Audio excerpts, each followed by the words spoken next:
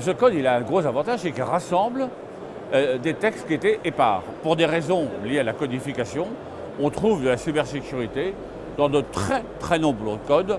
Comment voulez-vous avoir une connaissance globale de cet ensemble si il faut aller chercher dans au moins 12 codes différents les textes? Là, les textes ont été rassemblés et ils ont été mis en perspective avec des introductions de chaque partie, avec des annotations, avec des commentaires faits par des personnes qui sont des sachants, des gens qui ont, si vous me permettez l'expression, les mains dans le cambouis. Et quand elles parlent de textes, de lois, elles en voient tout de suite l'application sur le terrain, dans le domaine qui est le leur. C'est un ouvrage collectif qui, à mon avis, va vraiment marquer l'évolution, si je puis dire, de la cybersécurité, parce que désormais, les parlementaires, ceux qui font la loi, qu'est-ce qu'ils vont avoir sur leur bureau quand ils vont faire la loi? Le code de la cybersécurité. Et en fait, on va dire qu'il est à la fois la fin, c'est-à-dire la convergence de codes, mais je suis convaincu qu'il va être aussi le début, c'est-à-dire en fait l'écriture de textes numériques, enfin sur le numérique, beaucoup plus lisible et beaucoup plus maillé dans une approche systémique du droit.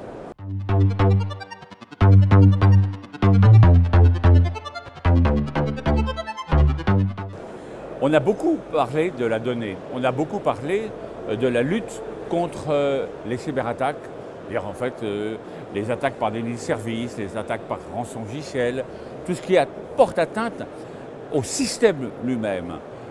Mais je crois qu'il va falloir de plus en plus réfléchir à un autre système de traitement automatisé de données, le plus sensible, le moins protégé. Il n'y a pas, comme on dit, de firewall, il n'y a pas de système d'intelligence artificielle en amont pour détecter des cyberattaques. C'est notre esprit, c'est notre cerveau.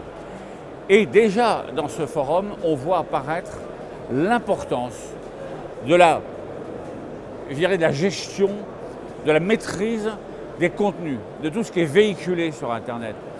Et ça, à mon avis, ça va faire partie des choses qui vont faire évoluer les législations. Alors, bien sûr, on a déjà des contenus qui sont réprimés, les contenus pédophiles, les contenus terroristes. Mais demain, il va falloir sans doute davantage travailler sur,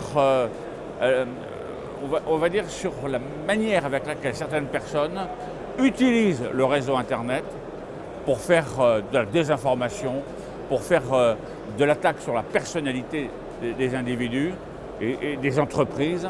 Je ne sais pas encore très bien comment les choses vont se construire, mais je sens qu'il y a un boulevard qui se dessine et qui va forcément amener le législateur à davantage intervenir, avec quand même la contrainte de l'équilibre sécurité, liberté d'expression.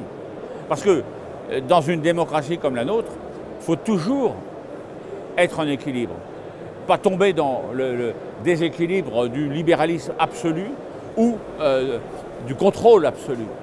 Et ça, je pense que le code de la cybersécurité, quand on le lit bien, on voit bien que cette recherche permanente d'équilibre entre la sécurité et la liberté a animé tous les auteurs, en tout cas tous ceux qui ont fait les commentaires et les notes.